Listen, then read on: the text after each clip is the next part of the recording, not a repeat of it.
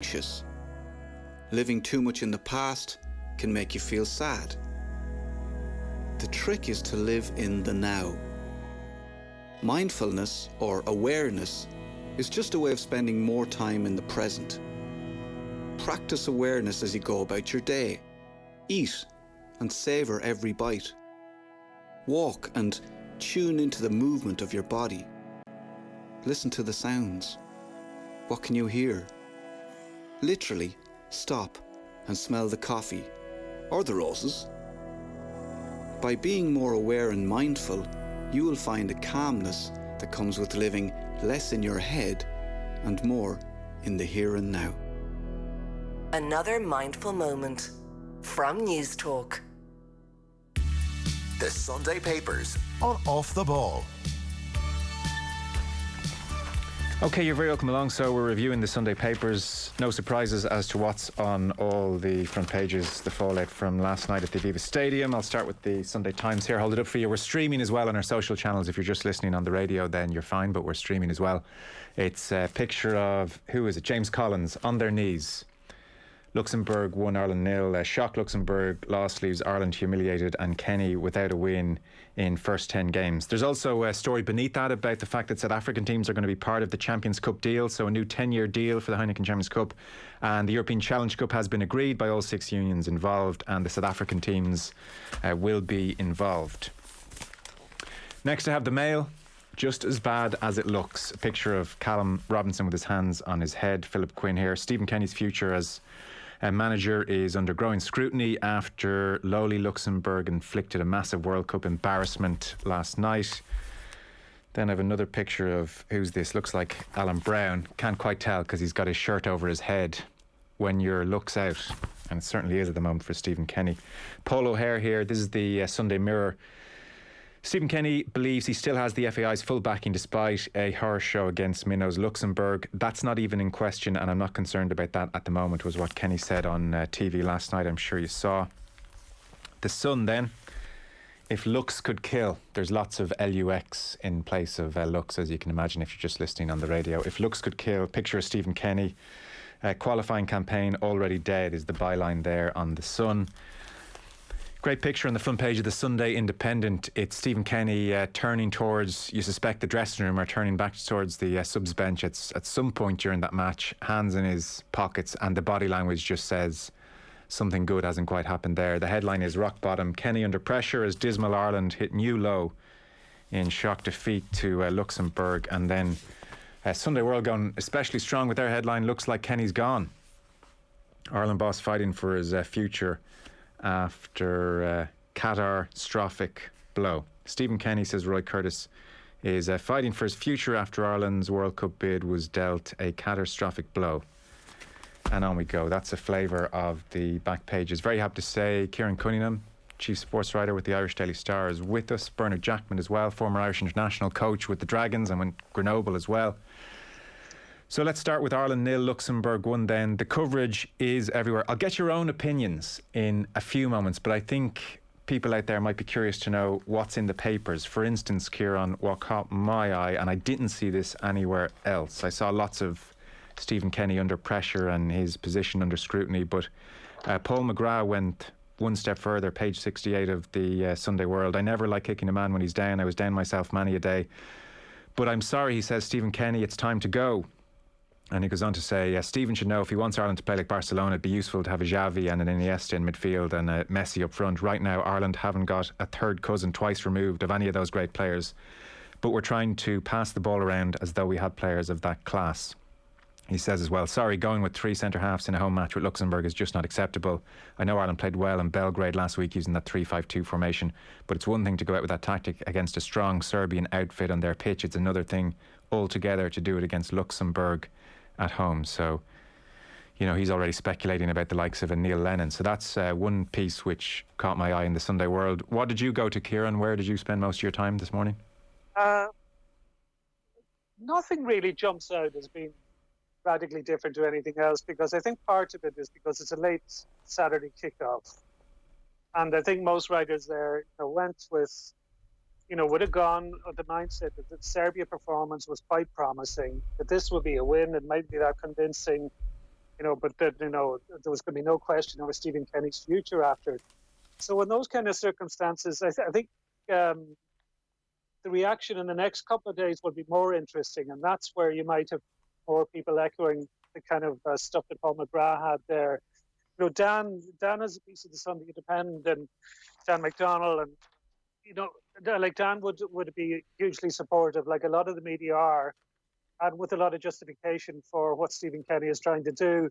But he makes the point, this could be his Cyprus, this could be his Macedonia, a big result in a difficult year that ends up putting huge pressure on him. What Paul McGrath, as I say, is interesting because Paul McGrath made his debut for Ireland when he was nearly 25. The last 8 debutants for Ireland under Stephen Kenny, Neil O'Riordan tweeted this earlier, so I got it from Neil, have had an average age of 20. And that's part of the major problem with what Stephen Kenny is trying to do. Effectively, this is a developmental squad. Too many guys have been over-promoted when they're not ready because there isn't any choice. You could say it's a missing generation of players between 24 and 30. But I think they're following on. There's been 2 or 3 missing generations because of mismanagement at a lot of levels. It wasn't just John Delaney. There's a lot of other people who've been involved in Irish football that would need to look in the mirror. But generally, if you looked at the best Irish players over the years, they made their debuts in their mid-20s. Now, fellas are coming in, being thrown into the deep end, who are more suited to an Ireland B team, which we used to have years ago. And they've been forced to sink or swim. You had 4 goalkeepers. Of the 4 first-choice goalkeepers now, 3 of them are at their bench at their club. The other is Gavin Bazunu, who played last night. He was 19 this year, a couple of months ago. He's playing for Rochdale on loan, who are bottom of League One, who conceded 67 goals this year. That's where we are. That's Ireland. This didn't come. I can't understand how there's any shock about this. This was coming. If you think of the away game against Gibraltar, the save Darren Randolph made in the first, I think it was the first half, he made a fantastic save. They could have lost to Gibraltar. They beat them 1-0 both times. If you go through the results since the Aviva's opened, since the redevelopment of Lansdowne Road, Aviva opened, there was a freakish win over Germany. Other than that, Ireland have only beaten really low-tier teams there. Like the Irish slippage has been there for a long, long time. And Stephen Kenny has inherited a very bad situation. I don't think he's going to turn around because I think this is a very long-term business we're in now. I don't think it's going to turn around 2 or 3 campaigns. So just a final point on that. If you look at now, we have to write off this World Cup campaign. So you're looking at the Euros in 2024. At the Euros 2024, by the time that comes around, Seamus Coleman, Matt Doherty, Enda Stevens, Kieran Clark, Darren Randolph, James McLean, James McCarthy, Robbie Brady, Jeff Hendrick, Conor Howard, Shane Duffy and Shane Long will be aged between 32 and 37, and John Egan will be nearly 31. So you see the amount of transition that's needed. Even if you get those guys through that campaign, it's okay saying you've got 3 or 4 or 5 players through from this campaign. You're going to need that in the next campaign at least. And they're going to need a campaign or 2 to get to the level they need to be at. So this Irish football is in a mess. There's no cut and paste model from Netherlands that's going to help because Netherlands is nowhere like the Irish culture. They don't have a GAA. They don't have a strong rugby. They don't have the little fiefdoms and the little chieftains all around the country who are fighting with each other all the time. But Irish football is in a bad place, and maybe last night will make people realise that. Yeah. So Neil O'Riordan in the Sun says that this was a taxing watch, and given the 2 countries involved, makes it somewhat ironic, which was a good line. There are no circumstances, he says, under which defeat to Luxembourg is acceptable for an Ireland side. But a 10-match winless streak with Stephen Kenny in charge for 9 of them is the team's worst run in 49 years, he points out. Michael Foley in the Sunday Times, the byline is fortune has not been on Kenny's side, but this was a new low that needs explaining. He concludes by saying, it seems unfair that Kenny's job should come under threat so quickly given the awful poverty of talent and the run of bad luck with injuries and absentees, but last night was inexcusable. It provokes profound questions that need answering.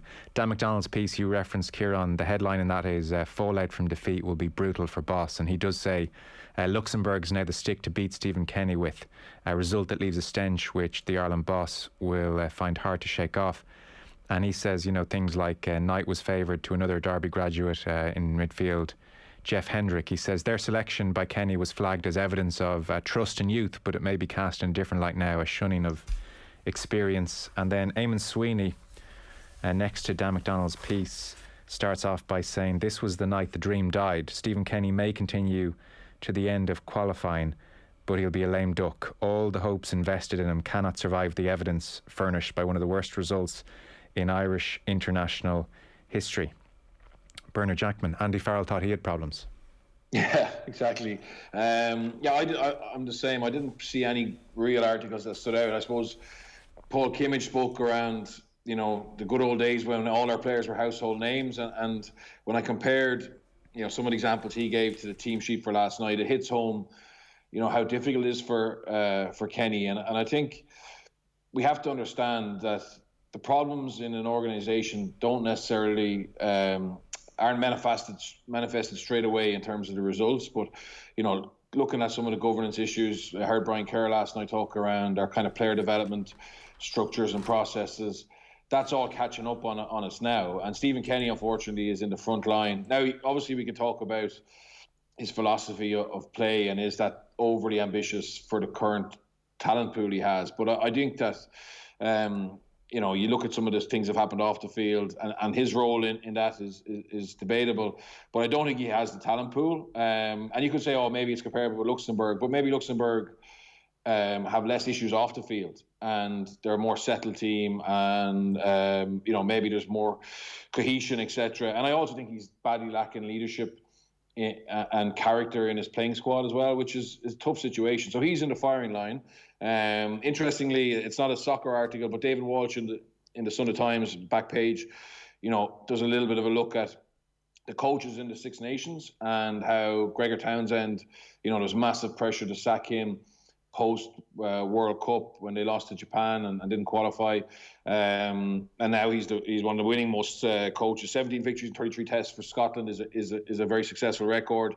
The winners of the Six Nations, Wayne Pivac, he had a disastrous 2020, only won 2 games, and obviously that was the team that got to a World Cup semi-final, but they stayed with him and they turned it around. So I think that there's a lot to be learned from sticking with him, and understanding the things that are going around in the background. Now, the only thing I will say is, and I'm not an expert in this, you guys would know a lot more than me, is his philosophy of play ever going to be achievable with that talent pool? And, will he have to give a little bit? For example, in rugby, both Gregor Townsend and Wayne Pivac gave up a little bit of their philosophy that they had with Scarlets in Glasgow to try and create success at international level. So that's the only thing for me that I'm not sure about, but I think is going to be pivotal in terms of whether he survives.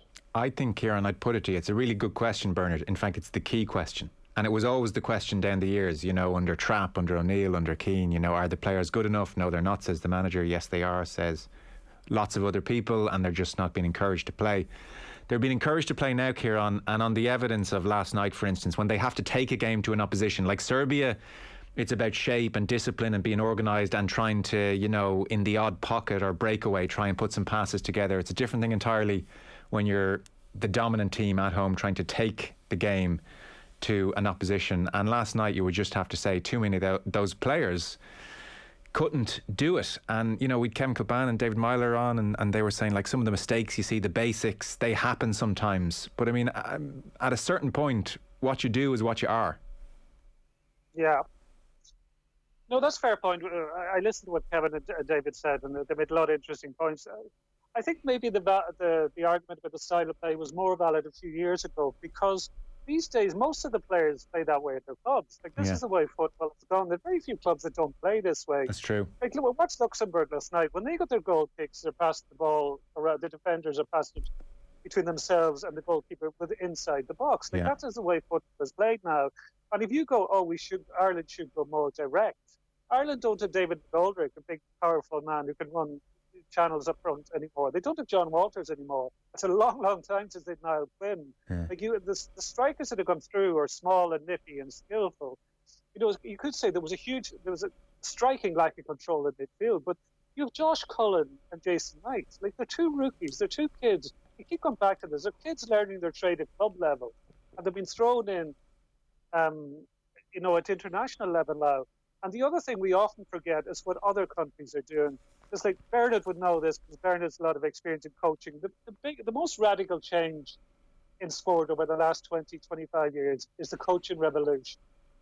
Like the amount of, there's fantastic coaches now in Ireland in boxing, cycling, gymnastics, athletics. They're at a level they never were before. And that's not to mention the rugby coaches, the coaches in GA, etc. So you see now, how have Luxembourg improved so much? It's down to coaching. How have Luxembourg players playing in the Champions League when Ireland don't? How have America 10 players playing in the Champions League this season and who are now looked on as possible contenders for a World Cup down the line? Not straight away, but with the talent are coming through, they're getting to that level. It's down to coaching. So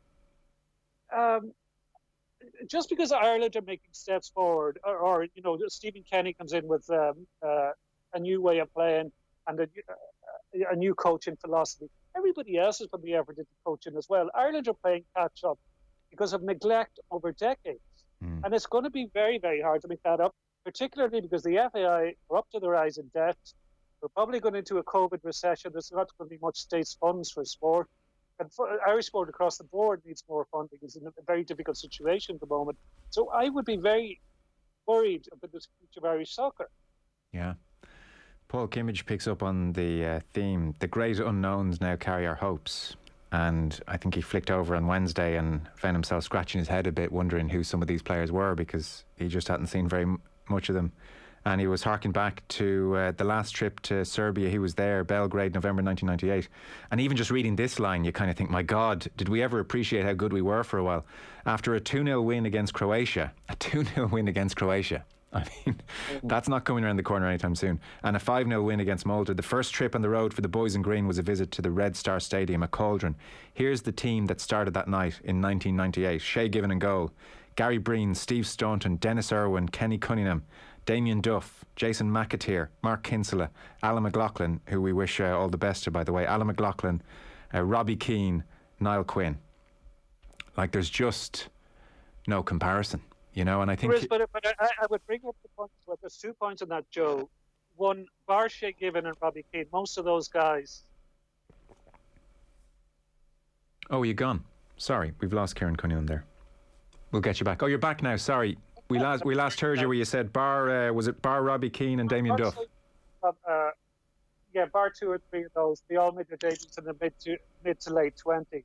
So they were seasoned club players by the time they made the step up. And the other thing is, even since 1998, the globalization of the game has moved at a rate of knots. Like it's far more difficult for young Irish players to play even at championship level now than it was. Well, isn't that the point, really? Like the likes of, I was making the point even before news, the likes of Niall Quinn, who went over a little bit late and kind of had to fight his way in, and Arsenal persevered with him for a time. That just wouldn't happen these days because the clubs have the best players from around the world arriving. Maybe Brexit changes that to an extent, I don't know. But, your Irish players going over to England now are not competing with just the best of Scotland, England and Wales. It's the best of the world quite often.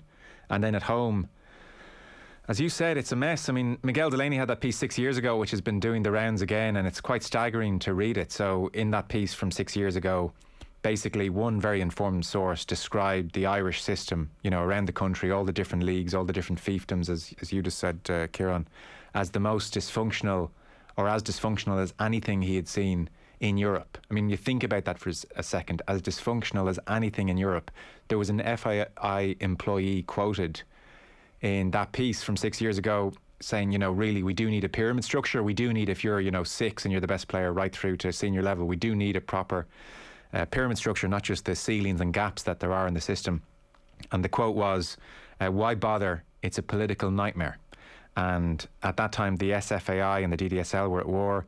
The SFAI, that's the schoolboy section of the FAI, rejected 44 of 51 guidelines in a 2009 review.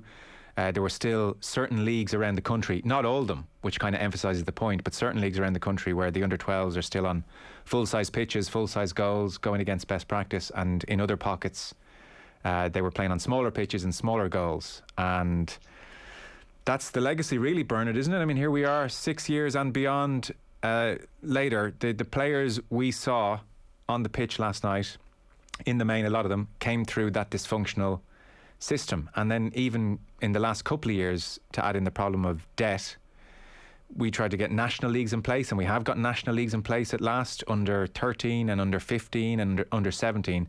The reason it's not under 13, under 14, under 15, the reason there's a gap year is down to money.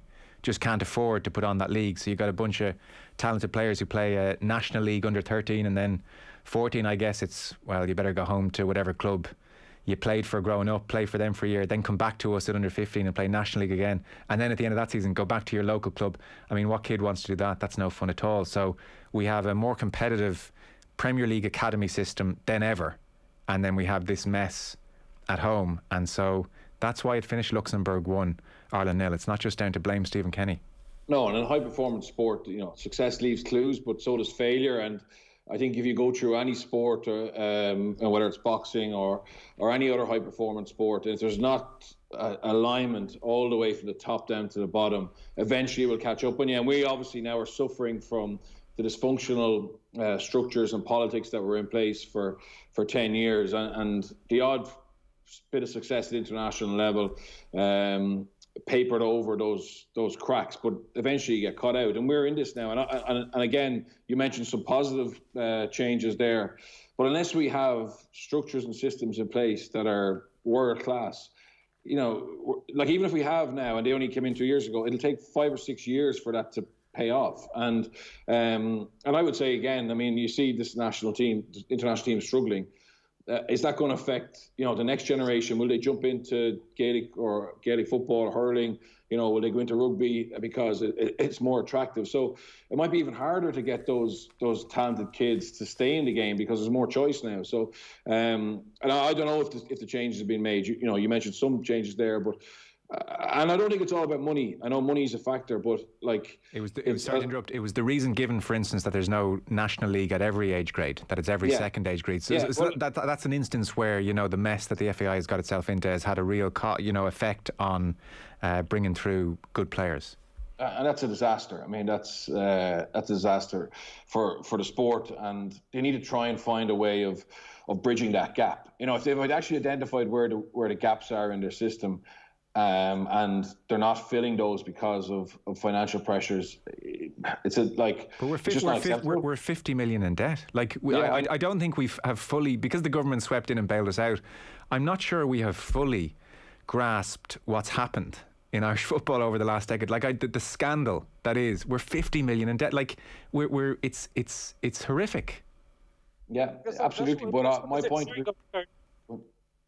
point would be, we need to try and find development actually isn't as expensive as maybe you think. I mean, organising a different structural competition for your underage isn't where the money is. The money is at the high end. So look, I would say they need to prioritise where they spend their budget if there is gaps in the system. You were trying to come in there, Kieran, I think.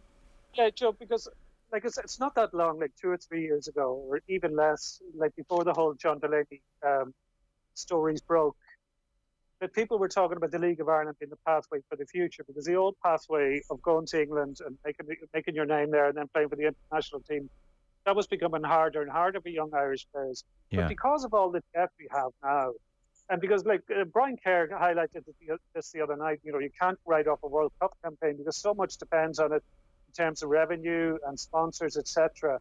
It can't be looked on as a developmental competition. And so the finances do matter, because League of Ireland, to get to a level where it could produce players of the future, needs a huge amount of investment. And because of all that's happened around the national team, I can't see how that is going to happen. There's any chance of that happening. So, it does come back to the debt. That is a massive part of it. The legacy of John Delaney is a massive part of where we are now. But as I keep saying, he's not the only one. It's too easy to say this is all about John Delaney. There's a hell of a lot of people still involved in Irish football that, should be looking in the mirror too.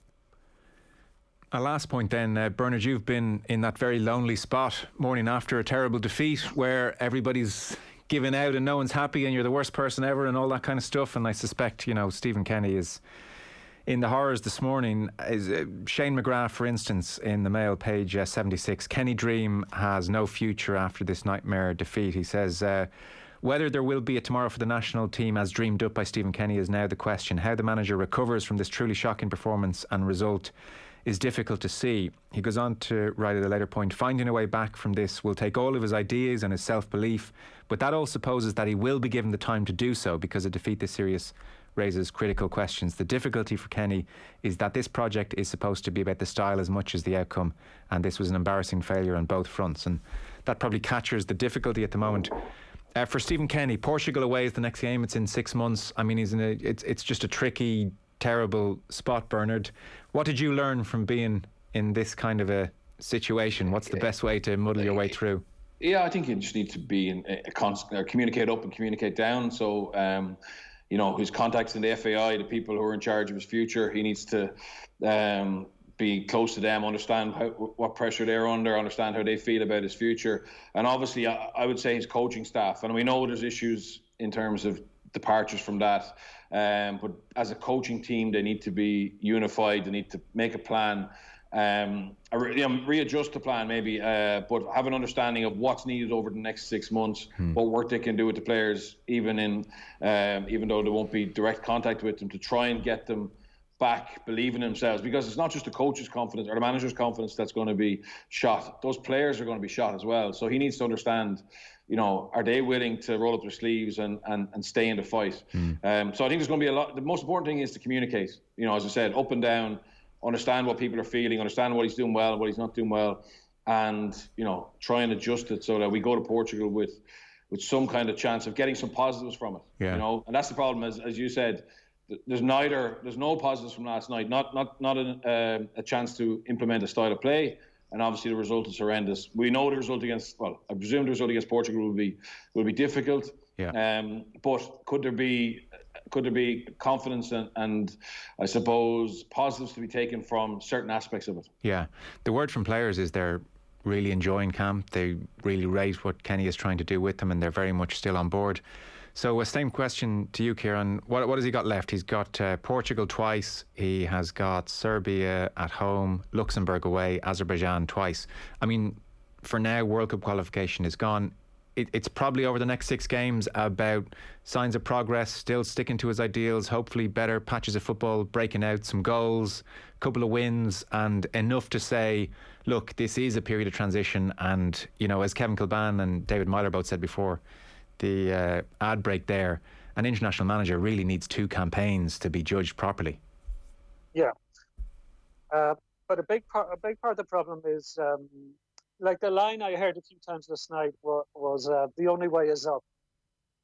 I wouldn't go that far, because things could get like Ireland could finish bottom of this group.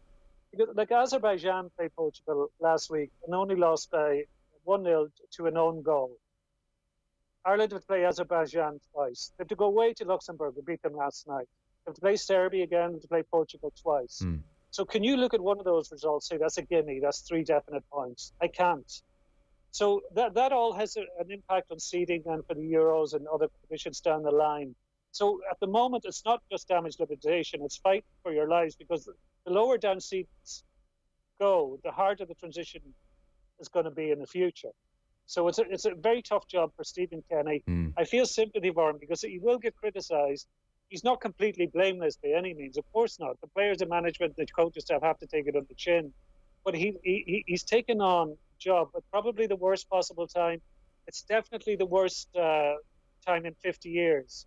Since Eamon Dunphy retired, Eamon played 23 times, he only won 2 games.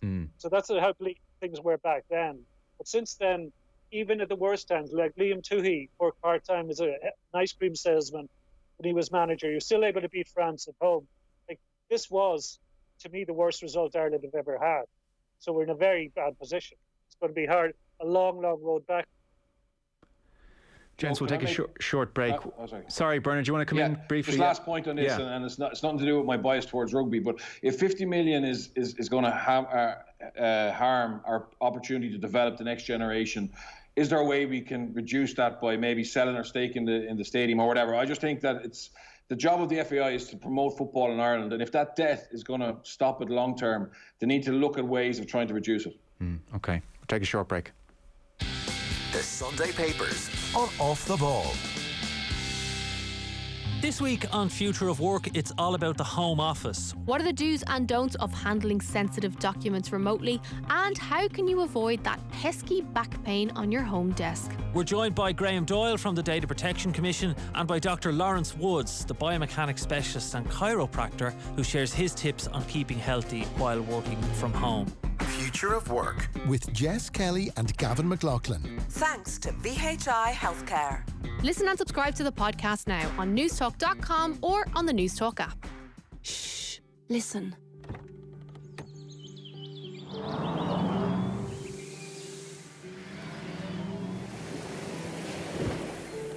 That's the sound of a quieter, cleaner future, led by Volkswagen, Ireland's best-selling car brand. Led by our all-electric carbon-neutral ID3 and ID4 models and our plug-in hybrid range. And led by all of you, joining us on our way to a zero-carbon future.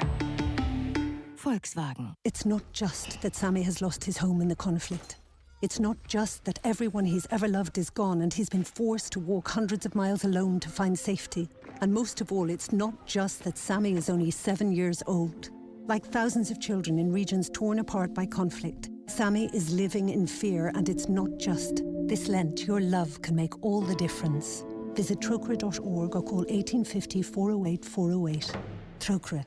Until love conquers fear. See how good TV can be with the world's best-selling OLED brand. The LG CX series gives you the ultimate picture quality so you can enjoy films and sport like you've never seen them before. For more information, go online to powercity.ie. InsureMyHouse.ie. Afternoons are easy with InsureMyHouse.ie. For great quality buildings and contents insurance, InsureMyHouse.ie gets the best cover and lowest price. Visit InsureMyHouse.ie. City Financial Marketing Group Limited, trading as InsureMyHouse.ie, is regulated by the Central Bank of Ireland. You know what?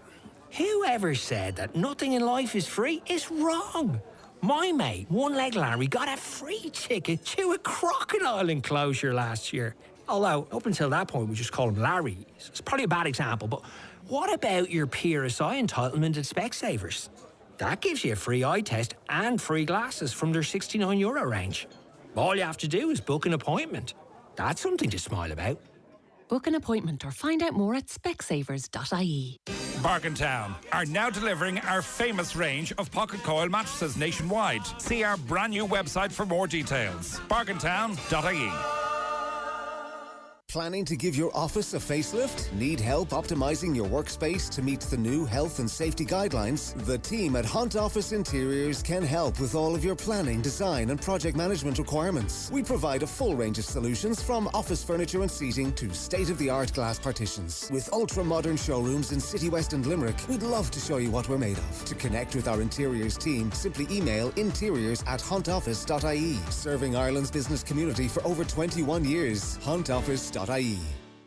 Easter egg hunts don't really work over webcam. But when it comes to gifts, you can still get the people in your life exactly what they want. The new Dunnes Stores e-gift card means you can show you care from anywhere. With it, your loved ones can shop in-store or on our website and buy anything they like. Choose the amount you'd like to send and even choose the moment they'll receive it. The Dunnes Stores e-gift card. Give the gift of anything they want in seconds. Visit dunnesstores.com today and show you care from anywhere. Terms, conditions, exclusions and minimum spend applies. The Sunday Papers on Off the Ball. Welcome back. Bernard Jackman with us, Kieran Cunningham as well. So we've talked Ireland. Let's talk Pro 14 final. Lots of coverage across the papers. Bernard, I'll get the ball rolling with Neil Francis, for instance. So Johan van Gran and Stephen Kenny may be sharing a text or two this morning saying, look, it ain't not all that bad. So this was probably, says Neil Francis, the most demoralising loss for Munster in the way that they had a heightened sense of hope. This was the best team they'd been able to field in a long time. He mentioned 29 missed tackles. He says the margin of 10 points, Leinster won 16-6, if anyone missed it last night, their fourth Pro 14 title in a row. Margin of 10 points tells you nothing. It was an unbridgeable difference between the sides. Leinster butchered 4 try-scoring opportunities in the first half. They were held up over the line 3 times as well during the first 40, and a similar number in the second half. It could easily have been a 20-point difference at half-time. The question must be asked, where are Munster going, and how much longer can their head coach stay in his job? There's a stultifying lack of creativity in the side, he says. Compliments Henshaw on how brilliant he was, and then he concludes by saying Munster have regressed under Van Gran. If it's a dry day at Thomond next week, Toulouse have the personnel and the capacity to cause serious damage. Stephen Larkham also in the crosshairs as Munster Labour. They still can't pass under pressure. A win next week against Toulouse, not out of the question. But if it happens, it will only prolong the agony. Munster should be an awful lot better than this. Yeah, I'd agree, and I picked out Frano as well. I mean, knowing how to win is more important than recognising how to not to lose. The Leinster side were never going to lose yesterday. I have a feeling this match was probably won before kick-off, and I actually thought Munster, it was set up for them really, given the strength of the team they had, Carberry back, given that Leinster, let's be honest, took a gamble as such, or looked like a gamble by keeping Tyke Furlong, Johnny Sexton on the bench, Ryan Baird, and Munster still couldn't really land a blow. They defended, they scrambled really well the first half. And Dennis Walsh says it would be wrong to say that Leinster were ruthless because they should have won by 20 points. And I think, look, Johan is in the firing line now, but this is a generation of Munster players who for 10 years haven't won a trophy, right? And it's easy to say, but they're competing with Leinster, and Leinster have the private schools, and Leinster have the population. In those 10 years, there's Glasgow players, Connacht players and Scarlets players who have a trophy and a medal. All right, so it's not as if Leinster have been dominant for 10 years. They've been very strong for the last 4 years, but they had a dip as well. They had a period when Johnny left and transitioned after Joe Schmidt where they weren't as good as they are now. So, and I just think that those players have blamed Anthony Foley, they've blamed Rob Penny, they haven't blamed Razzie Erasmus, but they didn't win under him. They didn't win a trophy under him before he left. They got beaten in semi-finals. And now Johan is the next guy in the firing line, despite the fact that, Felix Jones and Jerry Flannery weren't giving them the detail they want. Now they have Graham Roundtree, they have Stephen Larkham. They went out and signed Damien Delande and RG Snyman. I know Snyman's injured, but they also got Joey Carberry, Chris Farrell. But there's a generation there who have 150 caps for Munster, who unfortunately haven't added to the history of the club. And I don't blame Johan van Graan, and I'm not here to stick up for coaches because I've been in that profession in such. But I think when you have to look at each group, and this group, unfortunately, some of the big name players have played better for Ireland than they play for Munster. And you think back, Leinster have won the last 6 Leinster-Munster clashes. It's very difficult to beat the same team who have equal are very close to equal talent 6 times in a row. And even in those games, like, tell me the last time Conor Murray, Peter Manny, CJ Stander, Keith Earls were outstanding in those games, over 6 games. So, I don't know, and I think it's going back to where it started was, I think that the match was won before kickoff. And I think Munster at the moment don't believe, or this group of players don't believe that they can beat Leinster, which is, if you want to create a dynasty and a sense of dominance, creating that in people's heads, which it's phenomenal for Leo Cullen, Stuart Lancaster and team, because then you can have a day where you don't play to your best. And you win anyway. And I think yesterday, as they said, they were sloppy in the first half, and they just went in at half time and said, right, let's just power up here, roll up our sleeves, let's just physically dominate them and we'll win anyway. That all sounds very damning, because after the 13-10 loss at Thomond in January, there was maybe a sense Munster were closing the gap, but in real terms, based on yesterday and what you're saying, that's not happening. Well, look, in fairness, I picked out clips from that game going, if Munster fix this, they have a great chance of winning them. And it was down to just 2 moments where, a couple of goal kicks, but it's 2 moments where they just lost a little bit of concentration. But yesterday it was like Leinster learned from that more than Munster, and Leinster just kicked on to another level.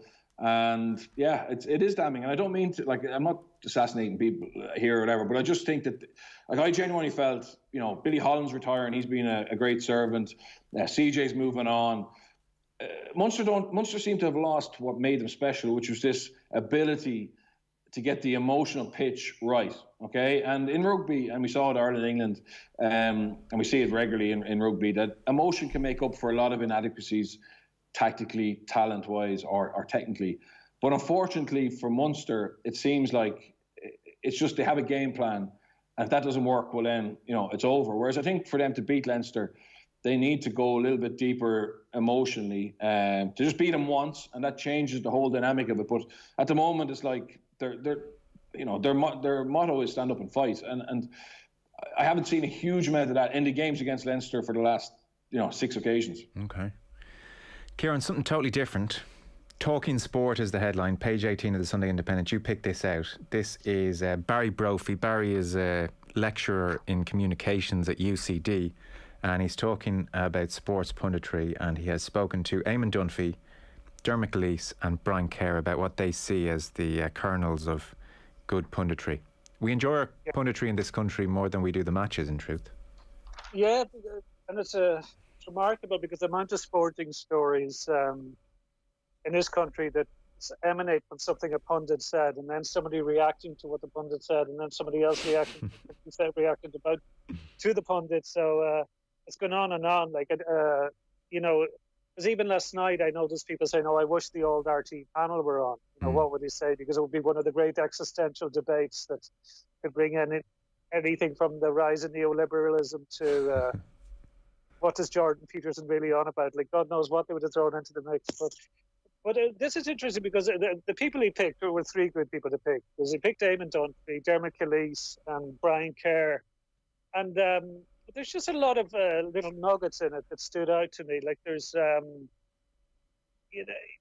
Brian Kerr is on with Graham Souness on Virgin. And I would say, I don't know if Graham Souness had any clue who Brian Kerr was when he first sat in the studio with him. Like, he might have remembered him managing for Ireland, he might not.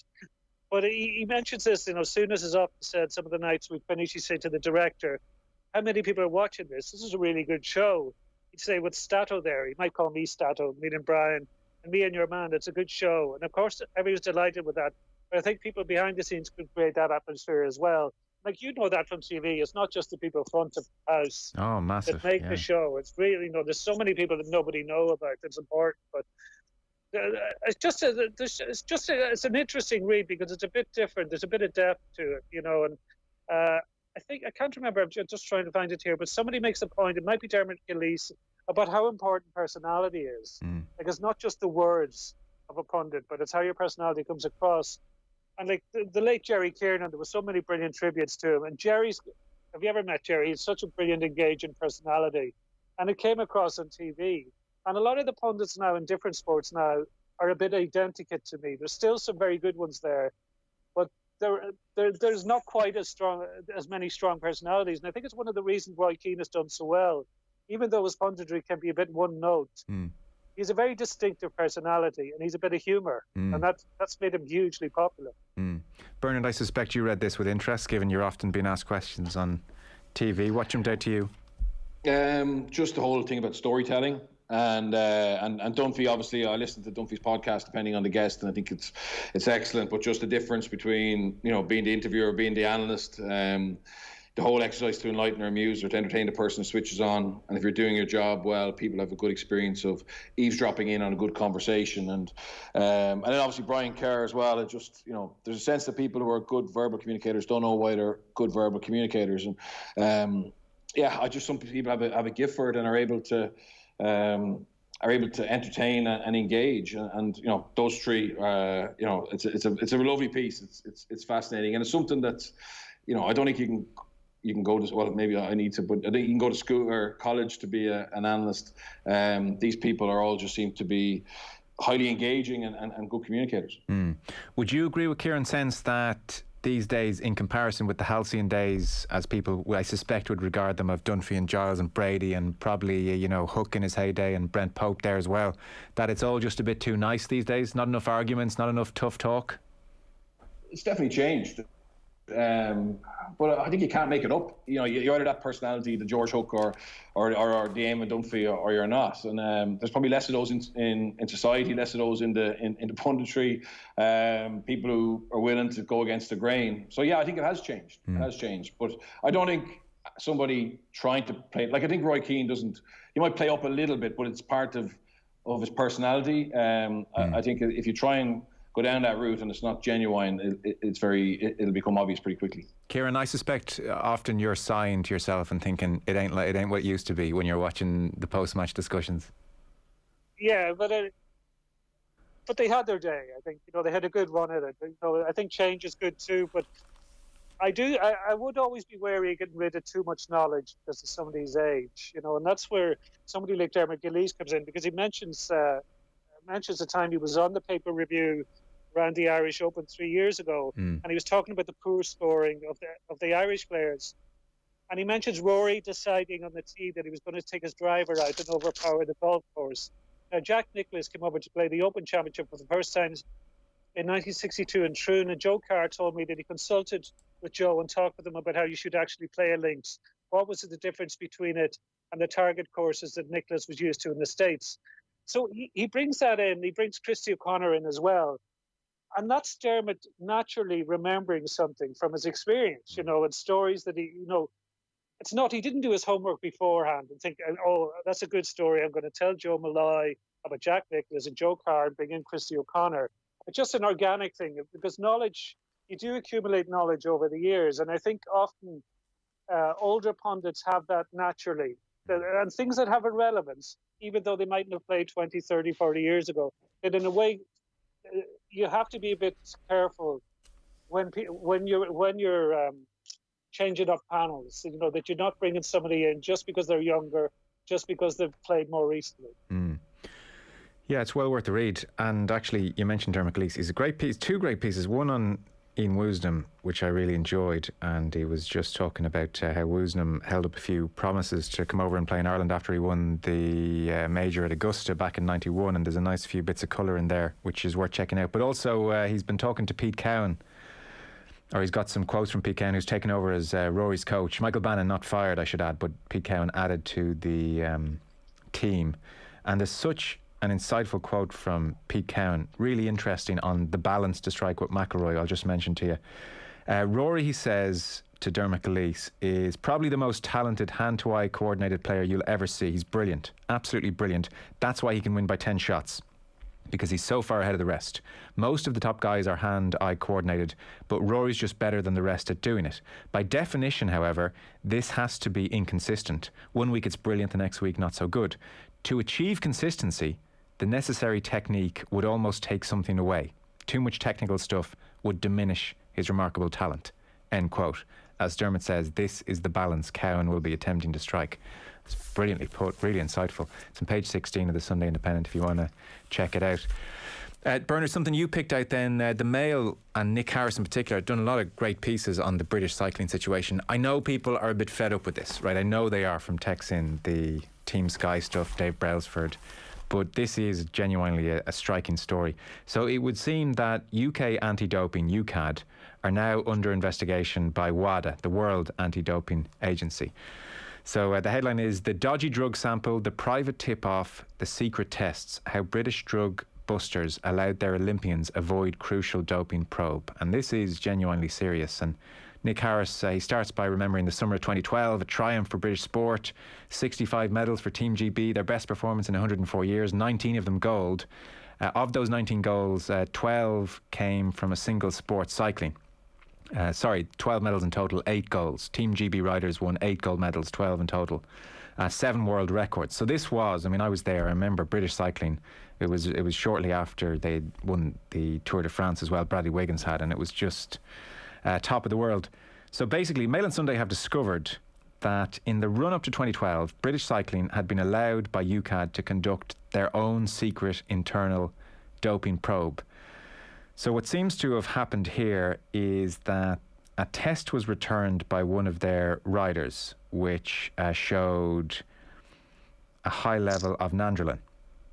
And basically, rather than, when this happened, UKAD suddenly pursuing this case, they allowed British cycling themselves to send samples of their riders to their own lab privately.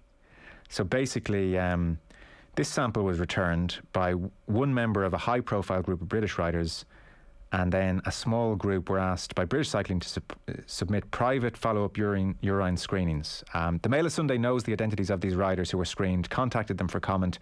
They all declined to do so on the record. And Nick Harris writes, the tip-off to British Cycling that one of their riders had the irregular nandrolone metabolites in 2010 came from UKAD's head of legal to British Cycling. Head of British Cycling at that stage was Dave Brailsford, Steve Peters, Richard Freeman, Shane Sutton. There's a lot of detail in this, but suffice to say, it was odd, and it goes against WADA regulations that UKAD didn't investigate this when the sample came back, that they allowed British Cycling to then take samples from their own riders and try and figure out what was happening. and now WADA are investigating UKAD. So, Bernard, this caught your eye for obvious reasons. In effect, British Cycling were kind of allowed to get to the bottom of what had happened with this sample themselves, and British Cycling felt there were 4 reasons: either naturally occurring high level, either contamination of supplement, either a lone wolf doping rider, or else a rider doping with the assistance of somebody inside British Cycling. Now, they ruled out the naturally occurring high level and they ruled out contamination of supplements, which leaves the other 2, but we don't really know what happened there. And it just seems crazy.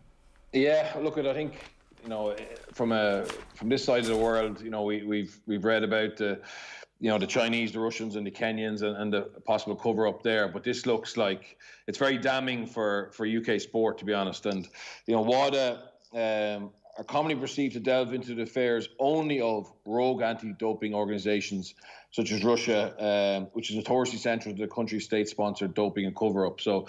And look, I certainly did, looked in from afar and listened to podcasts and read about these marginal gains and this high performance environment that was producing incredible success at a high level. And now, this is 2012. Now, 8-9 years later, we're looking at I suppose some evidence and a lack of clarity as well. I mean, you know, UKAD said they've no record of conversation between Arthur and the lab boss. Asked if anyone at UKAD had seen the results of British Cycling's private urine testing. There's no record of this. I mean, it just seems to be a massive cover-up. And I know people, as you say, people are probably sick of it, but I thought this was a good 2-page spread with extracts from emails and a chronological account of how it all unfolded. And yet, how poor the communication is, or the note keeping that can now give us, you know, more details on it. And using GDPR, using the excuse that no one from British Cycling that was there is still there as a reason to, I suppose, hold back information isn't really cutting it. Yeah. So 2 things, Kieran. One, that UKAD, who are meant to oversee all of UK anti-doping, said to British Cycling, OK, there's been this test. You guys go ahead and sort it out in-house. One, that's what WADA are investigating.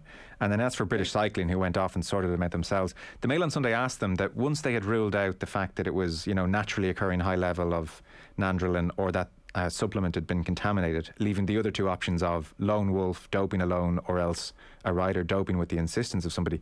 So the Mail on Sunday said, well, once you'd got rid of the contamination possibility and once you'd got rid of the naturally occurring nandrolone possibility, why didn't you follow up, or what happened there?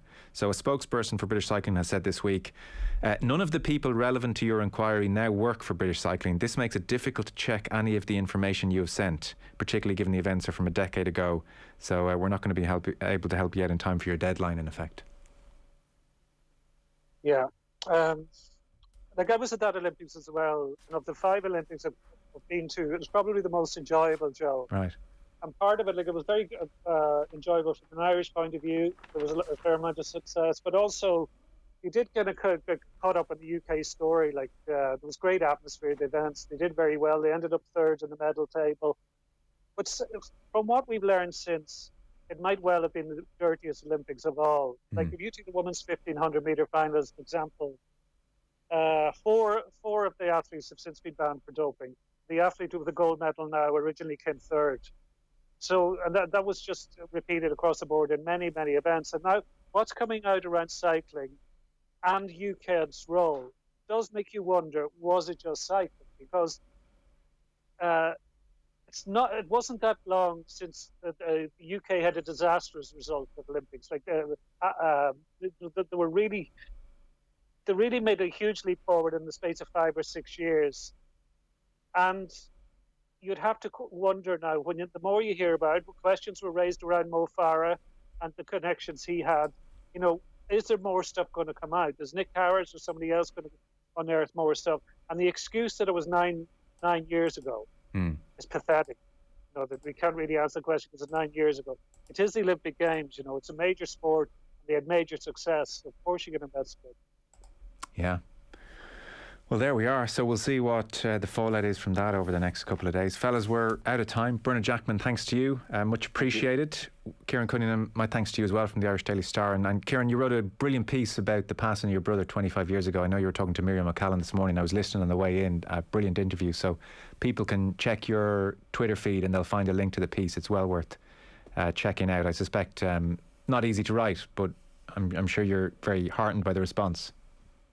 Yeah, thanks for mentioning it. Sorry, I didn't expect you to mention that. But yeah, I just want to do something for Daffodil Day other than just say, can people please support? Because with street collections no longer allowed, it's very tough for all charities to raise funds. And it was a hard thing to write and it was hard to talk about, but the reaction was very positive and very grateful for people for the way they reacted. No, it definitely struck a chord with people for sure. Well, people can check it out on your Twitter feed. Fellas, thanks so much. Spare a thought for me. I have to spend the next hour talking about the Republic of Ireland. Show resilience. All right, bye-bye. The Sunday Papers on Off the Ball. Sean,